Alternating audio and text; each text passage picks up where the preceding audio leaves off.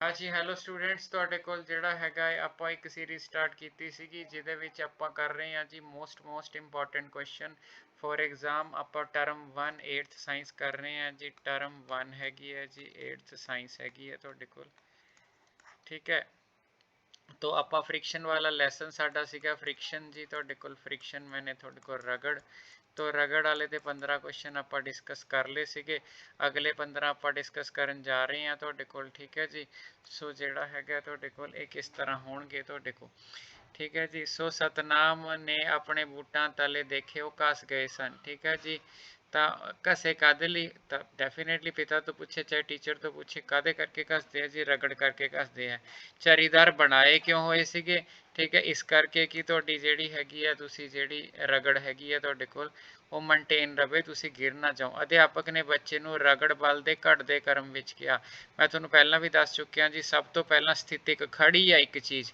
दूजे ते सरकड़ दी ठीक है सरकणशील मैंने रगड़ रही है तुसी खिंच के रगड़ा रहे हो चाहे तीजे नंबर ते वेलणी तो वेलणी जिहड़ी हैगी है वेलणी सब तो घट हुंदी है जी ये सब तो घट हुंदी है याद रखना पक्का क्वेश्चन आएगा तो स्थितिक जिहड़ी है सब तो वध हुंदी है तुहाडे कोल सो ये जिहड़ी चीज़ हैगी है तुहाडे कोल ठीक है जी सो राधा ने हवाई जहाज का मॉडल देखा भैन तो पूछा खास आकार का क्यों होंगे है हुणे तुहानूं मैं कहा सी हवाई जहाज भी खास है ठीक है तो बोट भी खास दी है उरे चाहे तुहानूं हवाई जहाज कहे चाहे तुहानूं किश्ती कह दे ठीक है जी चाहे तुहानूं समुद्री जहाज कह दे समुद्री जहाज ईवन तुसी जे समुद्री जहाज ईवन तुसी कारां भी कहोगे कारां दी भी एक स्पैशल शेप है ठीक है तो इस करके कि रगड़ बल घट चले जे रगड़ ज़्यादा रह गया तो एफिशिएंसी जी फ्यूल एफिशिएंसी है वो सफ़र करेगी काबल के दोस्त ने फुटबॉल में उत्थे खिडारी किलों वाले बूट क्वेश्चन रिपीट हो गया जी तुहाडे पास किलों वाली रगड़ बल वधाउंदा है तो विद्या वो जिहड़े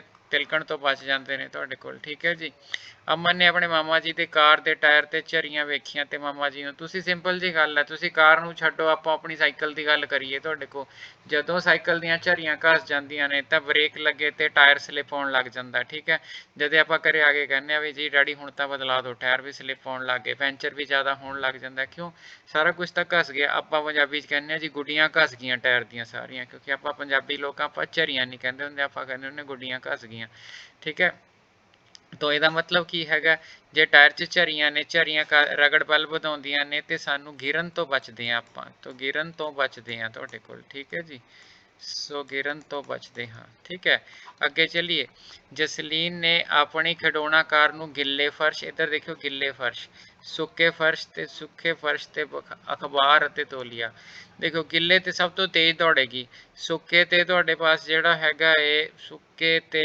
उस तो थोड़ा जिहा फर्क रहेगा जो फर्श ते बिछाई अखबार ते तो होर स्पीड घट जाएगी तौलिए ते जमा ही स्पीड घट जाएगी तो ਵੱਖ-ਵੱਖ ਸਤह ਤੇ ਰਗੜਪਾਲ ਗਿੱਲੇ ਤੇ ਸਭ ਤੋਂ ਘੱਟ ਸੁੱਕੇ ਫਰਸ਼ ਤੇ ਥੋੜਾ ਜਿਹਾ ਵੱਧ ਅਖਬਾਰ ਤੇ ਤੋਲੀਏ ਤੇ ਜਮਾ ਹੀ ਰੁਕ ਜਾਏਗਾ ਤੁਹਾਡੇ ਕੋਲ ਠੀਕ ਹੈ ਜੀ ਸੋ ਇਹ ਜਿਹੜਾ ਹੈਗਾ ਤੁਹਾਡੇ ਕੋਲ friction depend upon nature of surface ਠੀਕ ਹੈ ਰਗੜ ਬਲ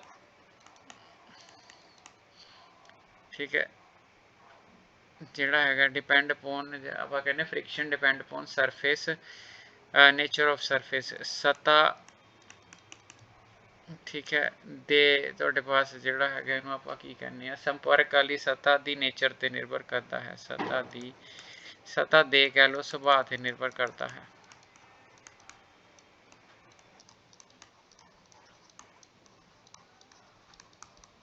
सो जिन्ना फर्श हार्ड होएगा जिवें तौलिया है तौलिए च हार्ड सरफेस की गल होगी तो जे हार्ड सरफेस होएगा तुहाडे कोल hard surface in form of friction otherwise तो तौलिया सॉफ्ट होंगे तो तुरन ਲਈ हार्ड होएगा तो फ्रिक्शन थोड़ी ज़्यादा होएगी ठीक है जी रमन ब्रेक लगांदा होया साइकिल चला रहा सी उसने वेख्या कि इस तरह सड़क ते साइकिल चलाना मुश्किल हो रहा है क्योंकि ठीक है ब्रेक लगा रहे हो तो फ्रिक्शन आ रही है सरकनशील रगड़ वेलनी रगड़ तो वध हुंदी है सरक कौन रहे ब्रेक सरक रही है ना टायर के उत्ते ब्रेक लग रही है तो ब्रेक उन्होंने रुका रही है तो यदा मतलब तुहाडे पास जिहड़ा है अध्यापक ने ब्लैक बोर्ड चाक नाल लिखते हैं विद्यार्थी नूं सवाल होया कि जे चाक विचकार कोई रगड़ ना होवे फिर तुसी लिख नहीं सकते जी चाक ना रगड़ हो मैं बिल्कुल शीशा दे देवां तुहानूं पूरा स्लिपरी उत्ते तुसी लिख के दिखा दोगे नहीं लिख के दिखा सकते ਖੇਡ ਦੇ ਮੈਦਾਨ ਬੱਚੇ ਅਤੇ ਵਾਰ-ਵਾਰ ਆਪਣੇ ਹੱਥਾਂ ਨੂੰ ਮਿੱਟੀ ਨਾਲ ਸਾਫ਼ ਕਰ ਰਹੇ ਸਨ। ਇਹ ਜਦੋਂ ਕਬੱਡੀ ਦੀ ਟੀਮ ਬਣਦੀ ਹੈ ਨਾ, ਸਾਰੇ ਬੱਚੇ ਐਂ ਕਰਦੇ ਆ।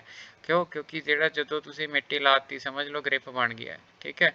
ਤਾਂ ਰਗੜ ਵੱਧ ਰਹੀ ਹੈ। ਹੱਥ ਆਪਾਂ ਸਾਫ਼ ਕਰਦੇ ਹਾਂ ਕਿਉਂਕਿ ਆਪਾਂ ਆਪਣੇ ਅਪੋਨੈਂਟ ਨੂੰ ਫੜਨਾ ਹੁੰਦਾ ਹੈ। ਤਾਂ ਅਪੋਨੈਂਟ ਨੂੰ ਆਪਾਂ ਤਾਂ ਹੀ ਫੜਾਂਗੇ ਨਾ ਤੁਹਾਡੇ ਪਾਸ ਜੇ ਆਪਣੇ ਹੱਥਾਂ ਦੀ ਗ੍ਰਿਪ ਅੱਛੀ ਹੋਊਗੀ। ਤਾਂ ਇਸ ਕਰਕੇ ਤੁਹਾਡੇ ਕੋਲ ਜਿਹੜਾ ਹੈਗਾ।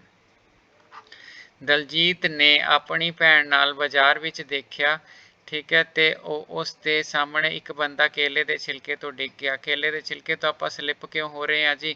ਰਗੜ ਬਲ ਸਾਡਾ ਘਟ ਜਾਂਦਾ ਹੈਗਾ ਤੁਹਾਡੇ ਕੋਲ। ਸੋ ਮਤਲਬ ਅਗਰ ਤੁਸੀਂ ਦੇਖੋ ਤੁਹਾਡੇ ਕੋਲ ਇੰਨੇ ਕੁ ਸੌਖੇ ਕੁਐਸਚਨਸ ਨੇ ਨਾ, ਔਰ ਜਿਹੜੀ ਤੁਹਾਡੀ ਮੇਰੀ 2 ਲੈਕਚਰ ਦੀ ਡਿਸਕਸ਼ਨ ਹੈਗੀ ਹੈ ਤੁਹਾਡੇ ਕੋਲ, ਇਹ ਤੁਹਾਨੂੰ ਸਾਰਾ ਕੁਝ ਠੀਕ ਠਾਕ ਢੰਗ ਨਾਲ ਸਿਖਾ ਦੂਗੀ।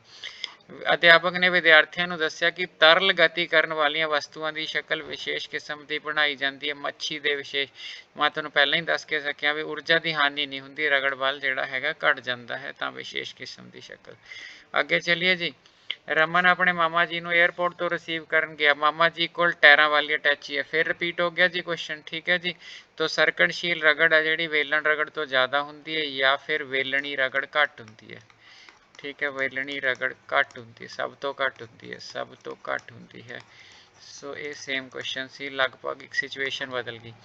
ਸੁਮਨ ਨੇ ਤੀਲਾਂ ਵਾਲੀ ਡੱਬੀ ਨਾਲ ਰਗੜ ਕੇ ਤੀਲੀ ਜਲਾਈ ਅਤੇ ਅੱਗ ਬਾਲ ਕੇ ਚੁੱਲ੍ਹੇ ਵਿੱਚ ਇਹ ਕਿਸ ਤਰ੍ਹਾਂ ਸੰਭਵ ਹੋਇਆ? ਰਗੜਨਾ ਸੰਭਵ ਹੋਇਆ ਜੀ। ਜੇ ਡੱਬੀ ਸਲਾਬੀ ਹੋਵੇ ਤਾਂ ਰਗੜ ਨਹੀਂ ਹੋਣੀ, ਜੇ ਰਗੜ ਨਹੀਂ ਹੋਣੀ ਤਾਂ ਤਾਪ ਨਹੀਂ ਪੈਦਾ ਹੋਣਾ ਤੁਹਾਡੇ ਕੋਲ, ਠੀਕ ਹੈ ਜੀ। ਸੋ ਇਹ ਵੀ ਚੀਜ਼ ਰਗੜ ਵਾਲੀ ਚੀਜ਼ ਹੀ ਹੈ। ਅਧਿਆਪਕ ਨੇ ਕਲਾਸ ਵਿੱਚ ਰਗੜ ਬਾਰੇ ਵਿਸਥਾਰ ਨਾਲ ਸਮਝਾਇਆ, ਦੱਸਿਆ ਰਗੜ ਬਲ ਕਾਰਨ ਡੈਸ਼, ਠੀਕ ਹੈ। ਦੇਖੋ ਕਹਿੰਦਾ ਅਧਿਆਪਕ ਨੇ ਕਲਾਸ ਵਿੱਚ ਰਗੜ ਵਿਸਥਾਰ ਨਾਲ ਸਮਝਾਇਆ, ਦੱਸਿਆ ਕਿ ਰਗੜ ਬਲ ਦੇ ਕਾਰਕ, ਠੀਕ ਹੈ, ਮੁਲਾਇਮਪਨ, ਠੀਕ ਹੈ, ਮਤਲਬ ਨੇਚਰ ਆਫ ਸਰਫੇਸ ਹੈ ਜੀ ਤੁਹਾਡੇ ਕੋਲ। ਰਗੜ ਬਲ ਦਾ ਕਾਰਨ ਜਿਹੜੀ ਸਤ੍ਹਾ ਦਾ ਸੁਭਾਅ ਹੈ, ਗੱਲ ਖਤਮ ਹੈ। ਸਤ੍ਹਾ ਦਾ ਸੁਭਾਅ ਹੈ, ਸੁਭਾਅ ਤੇ ਨਿਰਭਰ ਹੈ, ਸਤ੍ਹਾ ਦੇ ਸੁਭਾਅ ਤੇ ਨਿਰਭਰ ਹੈ। ਤੇ ਜੇ ਤੁਸੀਂ ਜੇ ਕਹੋਗੇ ਮੁਲਾਇਮਪਨ, ਦੋ ਸੰਪਰਕ ਵਿੱਚ ਵਸਤੂਆਂ ਦੇ ਆਕਾਰ, ਆ ਸਾਰਾ ਕੁਝ ਹੈਗਾ। ਮਤਲਬ ਉਹ ਮੁਲਾਇਮ ਹੈ ਕਿ ਹਾਰਡ ਹੈ, ਠੀਕ ਹੈ, ਕਿੰਨਾ ਸਰਫੇਸ ਕੰਟੈਕਟ ਵਿੱਚ ਆ ਰਿਹਾ, ਸਤ੍ਹਾ ਦੇ ਆਕਾਰ। ਦੇਖੋ ਸਿੰਪਲ ਜੀ ਗੱਲ, ਆ ਚੱਕਰ ਹੈ, ਇੰਨਾ ਕੁ ਕੰਟੈਕਟ ਵਿੱਚ ਆ ਰਿਹਾ, ਆ ਸਾਰਾ ਦਾ ਸਾਰਾ ਕੰਟੈਕਟ 'ਚ ਆ ਰਿਹਾ। ਇਹ ਸਾਰੀਆਂ ਚੀਜ਼ਾਂ ਹੀ ਡਿਪੈਂਡ ਕਰਦੀਆਂ। ਇਕੱਲਾ ਆਪਾਂ ਕਹੀਏ ਹਾਰਡਪਨ, ਮੁਲਾਇਮਪਨ, ਦੋ ਸੰਪਰਕ, ਇੰਨੀਆਂ ਸਾਰੀਆਂ ਚੀਜ਼ਾਂ ਨਹੀਂ, ਜਿੰਨੀਆਂ ਮਰਜ਼ੀ ਐਡ ਕਰ ਲਓ। ਕੁਐਸਚਨ 'ਚ ਆਪਸ਼ਨ ਕਿਸੇ ਵੀ ਤਰ੍ਹਾਂ ਦੀ ਆ ਸਕਦੀ ਹੈ। ਤੇ ਹਰਤਾਜ ਨੇ ਤੁਹਾਡੇ ਪਾਸ ਜਿਹੜਾ ਘਰ ਛੱਤ ਵਾਲਾ ਪੱਖਾ ਬਹੁਤ ਆਵਾਜ਼ ਕਰਦਾ ਸੀ, ਮਕੈਨਿਕ ਨੇ ਉਹਨੂੰ ਗਰੀਸ ਕਰਤੀ, ਆਵਾਜ਼ ਘਟ ਗਈ, ਤਾਂ ਰਗੜ ਬਲ ਜਿਹੜਾ ਹੈਗਾ ਘਟ ਗਿਆ ਤੁਹਾਡੇ ਕੋਲ, ਠੀਕ ਹੈ ਜੀ। ਸੋ ਮੋਰਲ ਆਫ ਦਾ ਸਟੋਰੀ ਕੀ ਹੋ ਗਿਆ ਜੀ? ਆਪਾਂ ਪੂਰੀ ਅਸਾਈਨਮੈਂਟ ਰਗੜ ਬਲ ਤੇ ਸੋਲਵ ਕਰ ਲਈ ਹੈਗੀ ਹੈ ਤੁਹਾਡੇ ਕੋਲ, ਠੀਕ ਹੈ ਜੀ।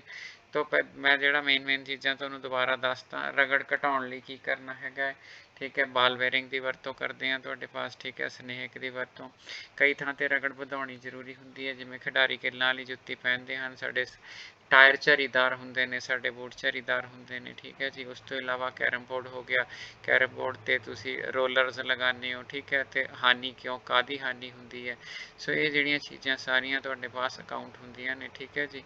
ਸੋ ਮੇਰਾ ਖਿਆਲ ਹੈ ਜੀ ਆਹ ਲੈਸਨ, ਇਹਨਾਂ ਤੋਂ ਇਲਾਵਾ ਤੁਸੀਂ ਕੁਛ ਨਾ ਕਰੋ ਨਾ ਤਾਂ ਵੀ ਤੁਹਾਡਾ ਸਰ ਜਾਣਾ। ਬੁੱਕ ਵਿੱਚੋਂ ਡੈਸ਼ਾਂ ਦੇਖ ਲੈਣਾ, ਪਰ ਟਰੂ ਫਾਲਸ ਦੇਖ ਲੈਣਾ, ਬਾਕੀ ਕੁਛ ਦੇਖਣ ਦੀ ਜ਼ਰੂਰਤ ਨਹੀਂ, ਸਾਰਾ ਕੁਝ ਤੁਹਾਡਾ ਕਵਰ ਕਰ ਲਿਆ ਜੀ। ਉਂਝ ਪੜ੍ਹਨਾ ਜਿੰਨਾ ਮਰਜ਼ੀ, ਠੀਕ ਹੈ। ਸੋ ਜੇ ਸਬਸਕ੍ਰਾਈਬ ਨਹੀਂ ਕੀਤਾ ਤਾਂ ਜ਼ਰੂਰ ਕਰ ਲਿਓ, ਠੀਕ ਹੈ। ਲਰਨਿੰਗ ਇੰਜੋਏ ਕਰੋਗੇ, ਠੀਕ ਹੈ ਜੀ। ਥੈਂਕ ਯੂ ਜੀ।